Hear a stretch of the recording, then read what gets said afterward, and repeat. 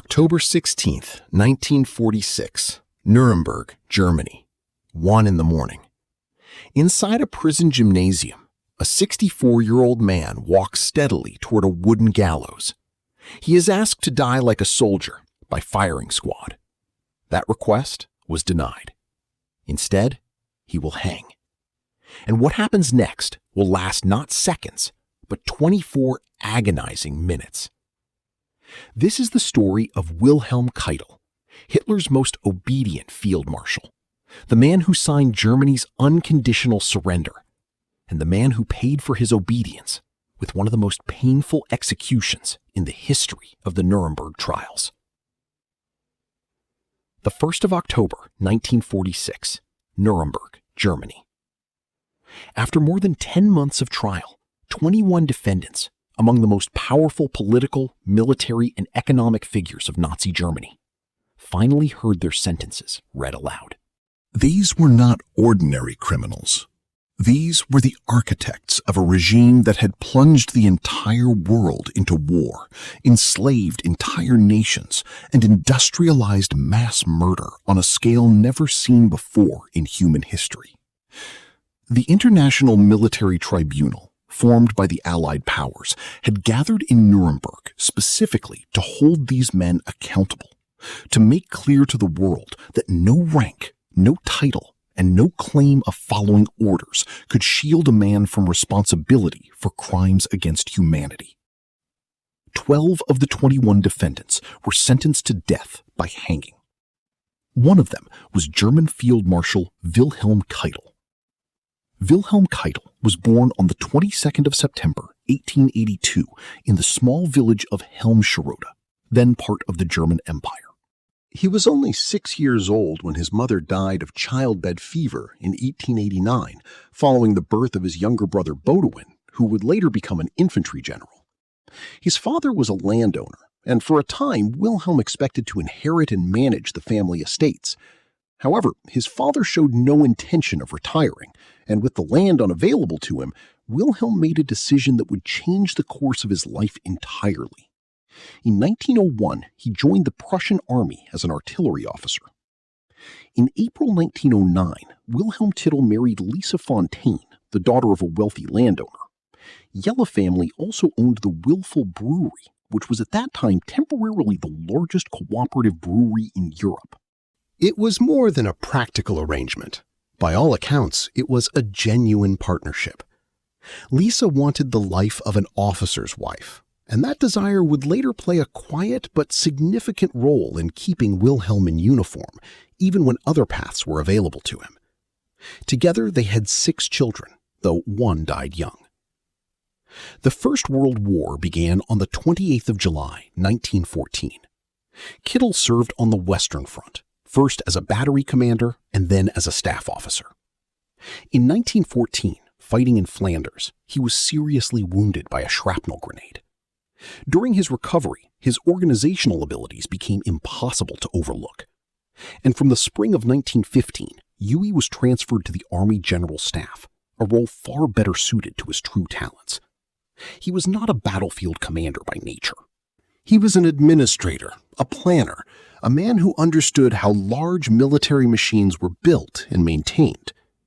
The First World War ended on the 11th of November 1918, when German leaders signed the armistice in the Compiègne Forest in France. The war had claimed the lives of 10 million soldiers and left property and industry across Europe in ruins. The victorious Allied powers responded by imposing a series of devastating treaties on the defeated nations. The 1919 Treaty of Versailles held Germany solely responsible for starting the war and liable for massive reparations. Germany lost 13% of its pre-war territory.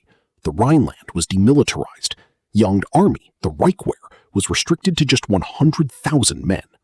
In the new Weimar Republic, which governed Germany from 1918 to 1933, Keitel was retained in the newly restructured military and played an active role in organizing the paramilitary Freikorps units. These were largely World War I veterans, bitter, restless, and deeply hostile to the republic they were ostensibly defending. Many were involved in political assassinations. the seeds of what was coming were already being planted. In 1924, Keitel was transferred to the Ministry of the Reichswehr in Berlin, where he served in the Truppenbüro, an agency that existed specifically to conceal the banned German Army General Staff from international observation. After the death of his father, the question of returning to farm life arose once again. But Lisa had no desire to leave the world of an officer's household, and Keitel himself could see that promotion was within reach. He stayed in uniform, and in doing so, he became one of the central figures in Germany's secret rearmament program, covertly planning, reorganizing, and expanding the German military in direct and deliberate violation of the Treaty of Versailles. Rearmament was hidden behind glider clubs training future pilots, sporting associations teaching combat techniques, and SA militia groups conducting infantry drills. The deception was systematic and total. When Adolf Hitler and the Nazi Party came to power in January 1933, this covert rearmament exploded openly and massively. In Nazi Germany, all authority was centralized in Hitler's person. His word was the highest law, and the men around him competed to serve that word most completely. Wilhelm Keitel became Hitler's most loyal and compliant military officer, so thoroughly obedient that his peers began calling him behind his back a blindingly loyal toady. In 1935, Keitel was appointed head of the Armed Forces Office at the Reich Ministry of War, overseeing the Army, Navy, and Air Force simultaneously. Then, in 1938, when the Ministry of War itself was abolished and replaced by the German Armed Forces High Command, Keitel was placed at its head with the rank of Reich Minister, making him on paper only the second most powerful figure in the entire German military hierarchy, answerable only to Hitler himself. This surprised everyone, including Keitel. His peers did not respect him. They considered him a sycophant, frequently bypassed him, and went directly to Hitler with their requests. Hitler, for his part, did not choose Keitel for his intellect or strategic vision. He openly acknowledged Keitel's limitations. What Hitler valued was simpler and more useful. Keitel was, as Hitler once said, as loyal as a dog. He was diligent, obedient, and he never pushed back.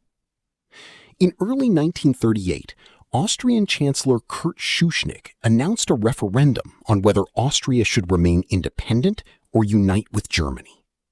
Hitler saw this as a threat to his plans and ordered Keitel to conduct military exercises near the Austrian border. Not an invasion, but a demonstration of force, a visible threat designed to break Schuschnigg's resolve. It worked. Schuschnigg resigned on the 11th of March. The following day, German troops entered Austria without resistance. One day later, Austria was formally incorporated into Germany in what became known as the Anschluss, the Nazi regime's first act of territorial aggression. Thousands turned out to greet Hitler in the streets for his role in the operation. Wilhelm Keitel was awarded the Anschluss Medal. World War II began on the 1st of September 1939 when Germany invaded Poland. Keitel was deeply involved in planning the invasion from the very beginning, and he was fully aware of its criminal dimensions. Mass arrests, population transfers, and mass murders had been planned long before the first German soldier crossed the Polish border. On the 7th of September, Reinhard Heydrich declared that all Polish nobles, clergy, and Jews were to be killed. On the 12th of September, Keitel personally added Poland's intelligentsia to that list, its scientists, teachers, lawyers, doctors, and military officers. In the months that followed, approximately 60,000 such individuals were systematically executed across Poland in what became known as the intelligentsia action. When officers under his command began raising complaints about the atrocities they were witnessing, Keitel ignored them deliberately, consistently, until those men became too morally numbed to protest any further. For his loyalty during the Polish campaign, Hitler rewarded Keitel with a personal bonus of 100,000 Reichsmarks. The German invasion of France, Belgium, Luxembourg, and the Netherlands began on the 10th of May, 1940, Within 6 weeks, France had fallen. Hitler, determined to extract maximum symbolic humiliation from the moment, ordered the armistice to be signed in the exact same railway car in which Germany had signed its own surrender at the end of World War I, removed from the museum where it had been preserved and transported back to the Compiègne forest. On the 22nd of June 1940, General Keitel signed the armistice for Germany. General Huninger signed for France. Keitel, flushed with victory, publicly called Hitler the greatest warlord of all time. Shortly after, he was promoted to the rank of Field Marshal, while the promotion did nothing to improve how his colleagues regarded him. Hermann Göring, commander of the Luftwaffe, summarized the general view in a single sentence. Keitel had a sergeant's mind inside a field marshal's body. From April 1941 onward, Keitel issued and personally signed a series of orders that crossed every boundary of international law and basic human decency. He authorized the execution of Jews, civilians, and non-combatants for any reason whatsoever. He exempted the soldiers carrying out these murders from any risk of court-martial or future prosecution. He issued directives demanding unusual severity on the Eastern Front, specifying that the death of a single German soldier justified the execution of 50 to 100 so-called communists. He signed the Commando Order, which authorized the killing of captured Allied Special Forces soldiers, even those who surrendered in full uniform.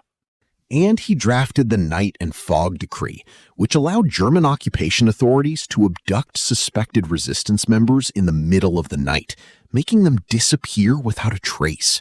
Friends and family were told nothing, not even whether their loved ones were alive. Approximately 7,000 people were arrested under this decree. Those who survived interrogation and torture were sent to concentration camps, including Gross Rosen and Nachtfallstrudel. The decree's purpose was simple: to break the will of occupied populations by destroying hope itself. The war had become deeply personal for Keitel as well. In July 1941, his youngest son, Hans Georg, was killed during the German assault on the Soviet Union, the same invasion Keitel had helped plan and launch. Near the end of the war, his eldest son, Karl Heinz, was taken prisoner by the Russians. On the 20th of July 1944, Colonel Klaus von Stauffenberg and a group of conspirators placed a bomb inside Hitler's conference room. It exploded. Hitler survived. Keitel personally helped lead the injured Führer out of the room. In the brutal crackdown that followed, over 7,000 people were arrested and nearly 5,000 were executed. Keitel sat on the Army Court of Honor that handed implicated officers over to the People's Tribunal for show trials.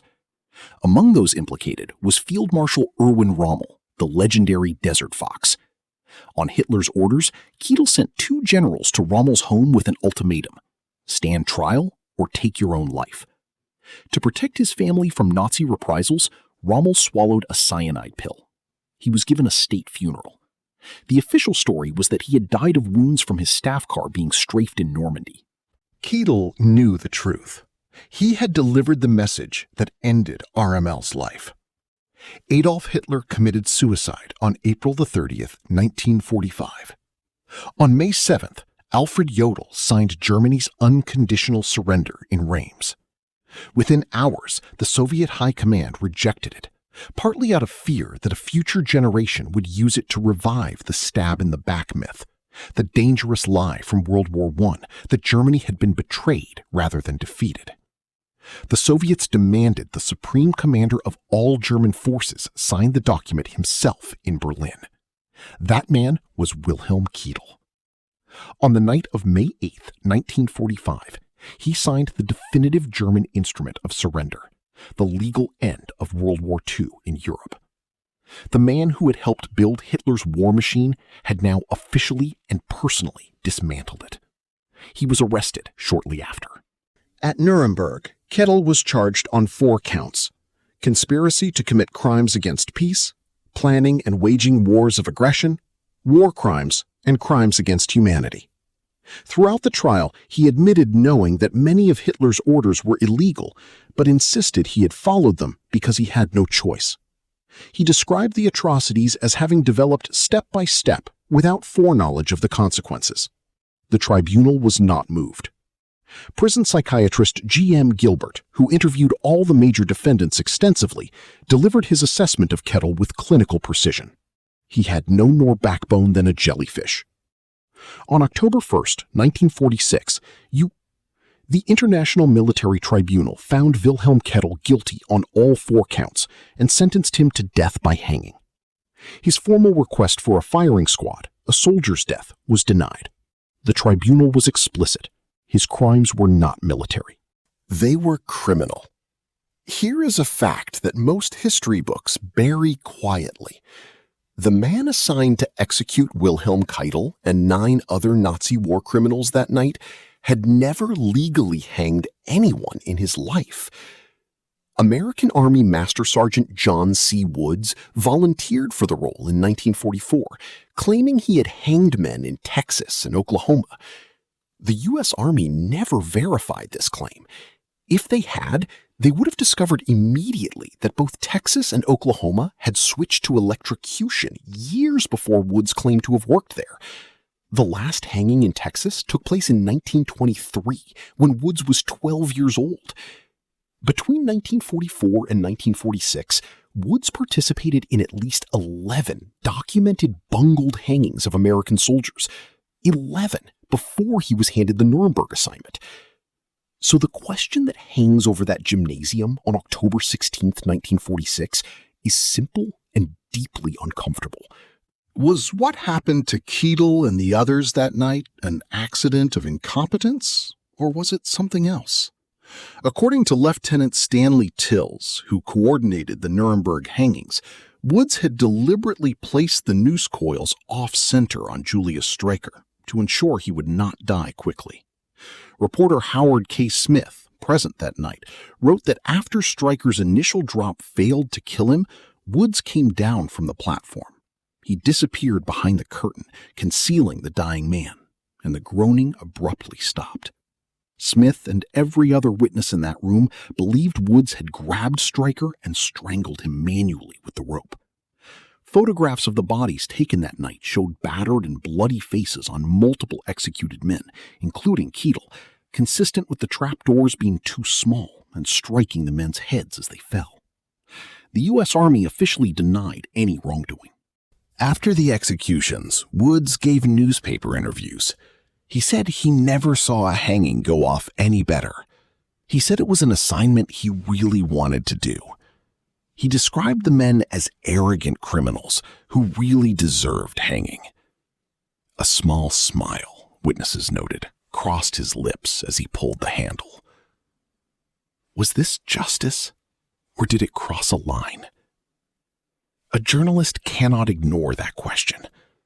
The men who died in that gymnasium had committed some of the worst crimes in human history. But a civilization that prosecuted those crimes on the principle that no man is above the law, that civilization must also ask whether its own executions were lawful and humane. The Army's denial in the face of photographic evidence and eyewitness testimony suggests they already knew the answer. October 16th, 1946. The night before, Keitel spoke to prison chaplain Henry F. Gurka. "You have helped me more than you know." He said, "May Christ my Savior stand by me all the way. I shall need him so much." He received communion. At 1:11 in the morning, he walked into the gymnasium. He climbed the steps. He stood beneath the noose and spoke his final words. "I call on God Almighty to have mercy on the German people. More than 2 million German soldiers went to their death for the fatherland before me. I follow now my sons, all for Germany." The trapdoor opened. He fell. The drop was insufficient to snap his neck. The trapdoor struck his head as he fell through, cutting his face. He did not die. He hung there, strangling, convulsing, for 24 minutes before death finally arrived. He was 64 years old. His body was cremated, His ashes were scattered into the river Ear. There were no tears shed for Wilhelm Keitel. Wilhelm Keitel was not a man who lacked intelligence. He was not a man who didn't understand what he was signing. He was a man who made a choice repeatedly across more than a decade to place loyalty, career, and comfort above every moral instinct he possessed. He called it duty. The tribunal called it what it was. And yet, a journalist who covers this story honestly must also sit with a final, uncomfortable question. The civilization that punished Keitel for crimes committed outside the law, did it in that gymnasium also step outside the law? The army said no. The photographs said otherwise. History is rarely clean. Justice, even when deserved, is rarely simple. Wilhelm Keitel signed the orders. He signed the surrender, and in the end, he paid for both in one of the most agonizing executions in the history of the Nuremberg trials. If this video gave you something, subscribe to Darkroom Archive. Share it with someone who takes history seriously, and drop a comment. Do you think what happened in that gymnasium was justice, or did it become something else? I'll see you in the next video. Until then, remember, history never forgets, and neither should